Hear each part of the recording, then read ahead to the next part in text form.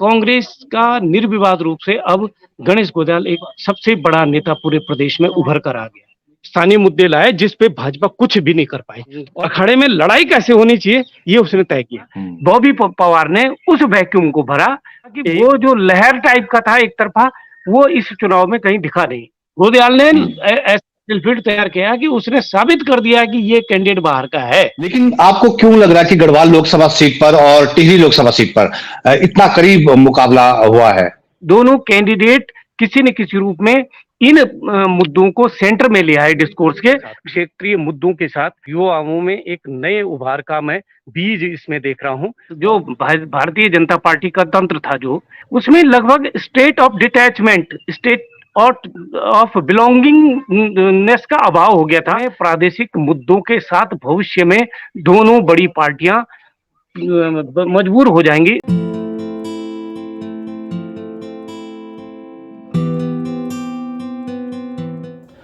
नमस्कार दोस्तों, मैं मनु पवार। उत्तराखंड में इस बार का लोकसभा चुनाव कई तरह के मैसेज दे गया है और बहुत लाउड एंड क्लियर मैसेज दे गया है, जिन्हें पढ़े जाने की जरूरत है, जिन्हें समझे जाने की जरूरत है और जिन्हें ट्रांसलेट किए जाने की भी सख्त जरूरत है। 4 जून को चुनाव के जो भी नतीजे आए, जिस भी पार्टी का कैंडिडेट जीते, जिस जोरदार ढंग से उत्तराखंड की 5 में से 2 लोकसभा सीटों, गढ़वाल संसदीय सीट और टिहरी गढ़वाल संसदीय सीट पर कैंपेन हुआ है, ताकतवर चुनावी प्रबंधन के खिलाफ जैसी धाकड़ लड़ाई लड़ी गई है, जैसे लोकल मुद्दे डिस्कोर्स के सेंटर में लाए गए हैं, उसे लंबे समय तक याद किया जाएगा।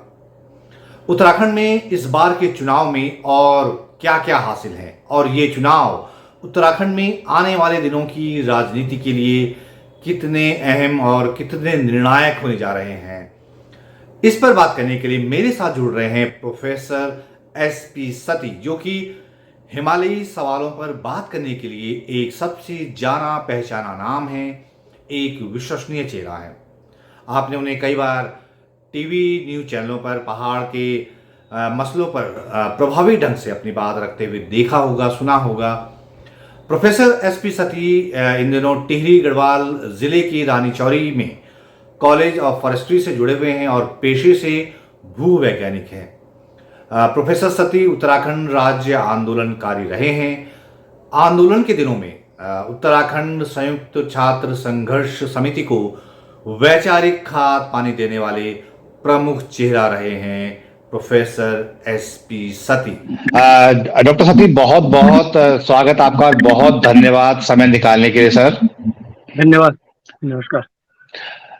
डॉक्टर सती, मैं आपको उत्तराखंड राज्य आंदोलन के दौरान से देख रहा हूँ, जानता हूँ, समझता हूँ आपको।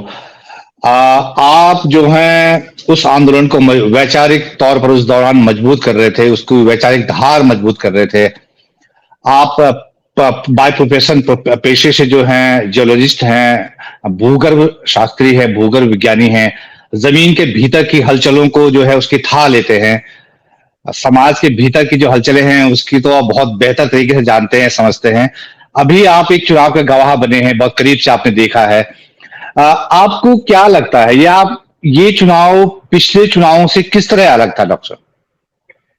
नहीं, मनु भाई, आपने सही कहा कि ये इस बार का जो परिदृश्य है चुनाव का 2019 में एक अजीब तरह का इनर्शिया था, एक तरफा था, मतलब बहुत लुंज पुंज माहौल था और एक तरफा ये था कि मोदी लहर जिसको कह सकते प्रचंड लहर थी और बिना लड़े ही बहुत प्रचंड लहर के साथ ये चुनाव आगे बढ़ रहा था। तो सीधे सीधे जो रिजल्ट आए वो अप्रत्याशित नहीं थे, एक तरफा थे।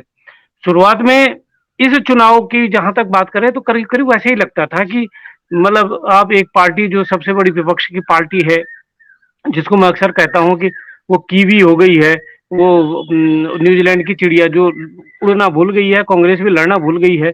इस समय भी ऐसी स्थिति थी कि चुनाव जब शुरू हुआ तो जो बड़े मठाधीश थे जो सीटों पे, वो या तो लड़ने से इनकार कर रहे थे या दूसरी पार्टियों में भाग रहे थे। तो उस टाइम पे तो ऐसा ही लग रहा था कि ये नीरस रहेगा, मामला एक तरफा रहेगा।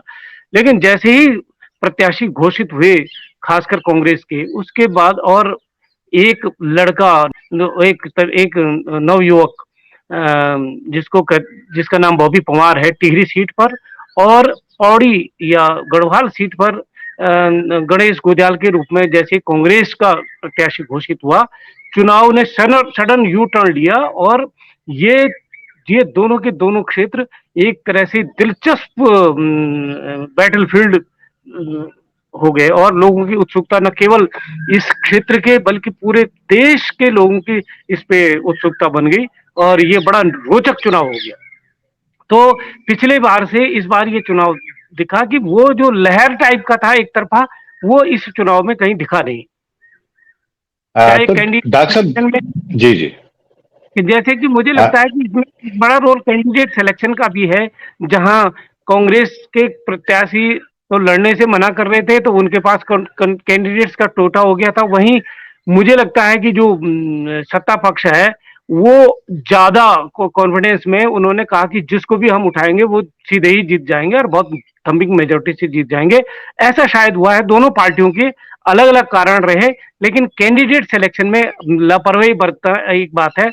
कांग्रेस में आत्मविश्वास की कमी और भाजपा का अति आत्मविश्वास, ऐसा शुरू में आ, ऐसा, और इसके वजह से देख, दो सीटों जी पर जी कम जी, से कम होगी। तो डॉक्टर साहब आप कह रहे हैं कि गढ़वाल लोकसभा सीट पर और टिहरी लोकसभा सीट पर बहुत कड़ा मुकाबला हुआ। अब तो खैर जनादेश जो है इलेक्ट्रॉनिक वोटिंग मशीन में कैद हो गया है, तो नतीजे के बारे में कुछ कह पाना मुश्किल है। लेकिन आपको क्यों लग रहा है कि गढ़वाल लोकसभा सीट पर और टिहरी लोकसभा सीट पर इतना करीब मुकाबला हुआ है? इसलिए कि केवल यही दो सीट हैं जिनमें कि जो प्रतिपक्षी है, जो मतलब भाजपा से इतर जो कैंडिडेट हैं, वो क्षेत्रीय मुद्दों पर लोगों को लामबंद कर पाए। क्षेत्रीय मुद्दे डिस्कोर्स के सेंटर में आ गए। क्षेत्रीय मुद्दे जो यहाँ की बेरोजगारी है, यहाँ अंकिता भंडारी का सवाल है, यहाँ अग्निवीर पर के प्रति जो लोगों में आक्रोश है, यहाँ कुछ एक क्षेत्रों में पर्यावरणीय, जैसे फॉर एग्जांपल जोशीमठ के क्षेत्र में पर्यावरण एक मुद्दा बन गया। तो इस तरह से इस दोनों कैंडिडेट किसी न किसी रूप में इन मुद्दों को सेंटर में ले आए डिस्कोर्स के, जिसमें कि जो सत्तारूढ़ दल था, जो भाजपा थी, वो असहज दिखी और इसका प्रत्युत्तर नहीं दे पाई प्रॉपर। तो ग्राउंड तैयार कर दिया जो कांग्रेस ने, और पौड़ी संसदीय सीट पे कांग्रेस ने, और यहाँ बॉबी पवार ने टिहरी में, और इस पे असहज रही भाजपा। अच्छा, तो लेकिन प्रोफेसर सतीश, भाजपा का जो है एक चुनाव तंत्र है बहुत मजबूत, उनके पास जो है चुनाव मशीनरी है, उनके पास आरएसएस है। तो इतना हैवी जो उनका मशीनरी है, वो दो ऐसे लोगों के पास जिनके साथ की एक के पास पार्टी की लुंज पुंज हालत है, दूसरी जगह निर्दलीय लड़का है, तो इनसे मुकाबला इतना करीब कैसे आ गया, जबकि वो तो बहुत हैवी मशीनरी है। प्रधानमंत्री आते हैं, गृह मंत्री आते हैं, रक्षा मंत्री आते हैं, वो यूपी के सीएम योगी आदित्यनाथ आते हैं। इतने हैवी वेट इलेक्शन कैंपेन के बावजूद इतना कड़ा मुकाबला कैसे लग रहा है? वो ऐसा हो गया कि एक तो स्टेट ऑफ जो भारतीय जनता पार्टी का तंत्र था, जो संगठन का तंत्र था, उसमें लगभग state of detachment, state of belongingness का अभाव हो गया था। स्टेट ऑफ डिटैचमेंट उसमें देखा गया, रिलक्टेंट हो गया। क्यों? उन्होंने कहा कि कैंडिडेट में हमको पूछा नहीं जाता है। कल तक हम जिसके खिलाफ नारे लगा रहे थे, पता चला दूसरे दिन वो विधायक भाजपा में भाजपा की शपथ ले रहा, सदस्यता ग्रहण कर रहा है। जिन कैंडिडेट जो लोकल में जिनके कॉन्फ्लिक्ट थे, जिनके मतलब जो डेलीगेट जो पॉलिटिकल बैलेंस बना हुआ था, वो सडनली वो डिसरप्ट हो गया। कई कनेक्शन टूट गए, कई रीओरिएंट हो गए।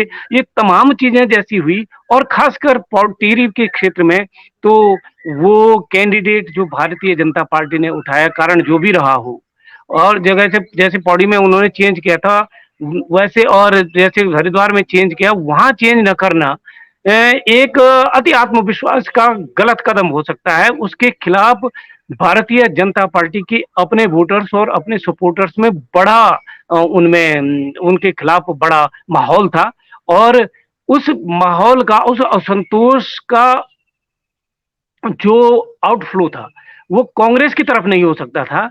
बॉबी पवार ने उस वैक्यूम को भरा। एक दूसरी बात, ये इसके पीछे एक और कारण भी रहा कि पूरे उत्तराखंड में, खासकर गढ़वाल में, इस बीच 1.5-2 साल से कुछ लड़कों ने, जैसे लुसुन टोडरिया है, जैसे मोहित डिमरी है, जैसे एक नेगी लड़का है, और ये एक रावत लड़का है, ये सब, इन 4-5 लड़कों ने मिलकर जो माहौल बनाए पूरे प्रदेश में, और बेरोजगारी के सवाल पर और भर्ती घोटाले के सवाल पर जो बॉबी पवार को अध्यक्ष बनाकर उसके साथ जो गतिविधियां बढ़ी थी, उसकी वजह से क्षेत्रीय मुद्दों में सडन एक बड़ा उभार है। ये तमाम चीजें मिलकर इन 2 सीटों पे कम से कम एक उम्मीद जगाते हैं कि प्रादेशिक परिदृश्य में, प्रादेशिक मुद्दों के साथ भविष्य में दोनों बड़ी पार्टियां मजबूर हो जाएंगी लड़ने के लिए। आपने गणेश गुजियाल वाली सीट का जिक्र, गढ़वाल लोकसभा सीट का जिक्र की। क्या गणेश गुजियाल को बीजेपी ने शुरुआत में मतलब कम तक क्या कहा, या वो एक सरप्राइज एलिमेंट की तरह उभर आए इस चुनाव में? हाँ, वो सरप्राइजिंग एलिमेंट की तरह, मतलब उनका नाम चल तो रहा था, कांग्रेस तो लास्ट तक डिसाइड ही नहीं कर पाए कैंडिडेट्स का। भाजपा में भी इस सीट में ये था कि इस सीट में नाम चर्चा पे त्रिवेंद्र सिंह रावत जी की चर्चा भी चल रही थी। ये तो तय था कि यहाँ से कैंडिडेट चेंज होना है, ये भी लगभग तय था कि हरिद्वार से भी चेंज होना है, लेकिन कौन कहां से लड़ेगा, इस पर भाजपा में भी असमंजस था। और ये बात भी सच है कि कैंडिडेट्स चुनने में भारतीय जनता पार्टी ने वहां अति आत्मविश्वास का परिचय दिया, और वहां कैंडिडेट चुनने में शायद ऐसे एलियन स्पीसीज जैसा होता है ना, जैसे ऊपरी जो दूसरे ग्रह के जैसा कैंडिडेट साबित कर दिया। एक तो गोदयाल ने खुद साबित कर दिया, ये बड़ी महत्वपूर्ण बात है। गोदयाल ने ऐसा फील्ड तैयार किया कि उसने साबित कर दिया कि ये कैंडिडेट बाहर का है, ऐसा जरूर हो गया वो गोदयाल जी की वजह से। और गोदयाल जी को समझने में कांग्रेस तो बहुत लंबे समय तक गोदयाल को समझने में गलती करती रही, लेकिन यहाँ भाजपा ने भी गच्चा खाया। अब परिणाम जो भी हो, लेकिन इस सीट पे 2 चीजें बड़ी स्थापित हो गई है। 2 चीजें स्थापित ये हो गई हैं कि एक तो दोनों की पॉलिटिकल स्थिति में कोई अंतर नहीं आने वाला, हारे जीते जो भी। एक तो जो आपने पिछले उसमें बताया था कि एक तो वह यहाँ भारतीय जनता पार्टी के प्रादेशिक क्षत्रपों के बीच में एक अजीब तरह की हड़बड़ाहट होगी, एक नया इफेक्टिव इलेक्टोरल पॉलिटिक्स में। हालांकि वो पहले से थे, लेकिन अब इलेक्टोरल पॉलिटिक्स में आके अब उनको लग गया कि खतरा हमारे घर के दरवाजे तक पहुंच चुका है। वहां भी अजीब तरह का एक साम्य डिस्टर्ब हो गया, सामंजस्य डिस्टर्ब हो गया, रीओरिएंट हो जाएंगे फोर्सेज। और दूसरा, यहाँ कांग्रेस का निर्विवाद रूप से अब गणेश गोदयाल एक सबसे बड़ा नेता पूरे प्रदेश में उभर कर आ गया। दोनों की पॉलिटिकल पोजीशन, हार जीत ने कोई फर्क नहीं डाला है, ये आगे है तो हो गया है। आपका एक इंटरव्यू देख रहा था, उसमें आपने कहा कि गणेश गोदयाल ने खुद की पिच तैयार की और बीजेपी को उस पिच पे खेलने को तैयार किया, मतलब मजबूर किया। ये कैसे? हाँ, कैसे आप बताएं? ये पिच, अब पिच देखो, वो तो भारतीय जनता पार्टी पूरे प्रदेश में राष्ट्रीय मुद्दों पे लड़ रही है। यहाँ गणेश गोदयाल ने वो राष्ट्रीय मुद्दे हावी होने ही नहीं दिए। गणेश गोदयाल ने 2-3 चीजें जो स्ट्रॉन्ग पॉइंट भाजपा के थे और कांग्रेस के लिए कमजोर हो सकते थे, वो कमजोरी उसने अपनी स्ट्रेंथ बनाई। फॉर एग्जांपल, वो जानते थे कि स्टार प्रचारकों के वार में हम कभी भी भाजपा से नहीं जीत सकते थे। उन्होंने एक उसका, मेरी जनता ही मेरे स्टार प्रचारक हैं, सबसे निरीह, सबसे गरीब, सबसे कमजोर जो भी है वो मेरे स्टार प्रचारक है। दूसरा कि वो सारे मुद्दे उठा के स्थानीय मुद्दे लाए जिस पे भाजपा कुछ भी नहीं कर पाई। और तीसरी बात, वो जानते थे कि अनिल बलूनी गढ़वाली नहीं जानते, क्षेत्रीय भाषा में सहज नहीं है, उन्होंने धुआंधार गढ़वाली में प्रचार किया। ये तमाम चीजें जो थी ये सिखाती हैं कि लड़ना कैसे चाहिए। हारना जीता तो एक बात, लेकिन अखाड़े में लड़ाई कैसे होनी चाहिए ये उसने तय किया। तो आप स्थानीय मुद्दों के लिहाज से चुनाव को बहुत अहम मान रहे हैं कि पहली बार स्थानीय मुद्दे पे चुनाव लड़ा गया। बहुत समय बाद मुझे इस तरह का लगा। डॉक्टर साहब, आखिरी सवाल, कि जो बॉबी पवार का उभार है टिहरी लोकसभा सीट पर, क्या वो परंपरागत राजनीति के जो रंग ढंग है उसके खिलाफ जो है एक मतलब जो विद्रोह के रूप में देख सकते हैं, जो परंपरागत तौर तरीका चल रहा, रंग ढंग चल रहा, उसके खिलाफ कोई ऐसा सुर दिखाई देता है उसमें?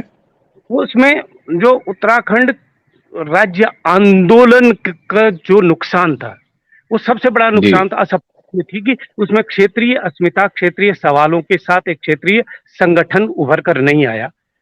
जो पहले से था उसने, उसके कृतियों ने क्षेत्रीय दलों की, क्षेत्रीय राजनीतिक शक्तियों की जमीन बंजर कर दी थी। लेकिन अब बॉबी पवार में ये क्षेत्रीय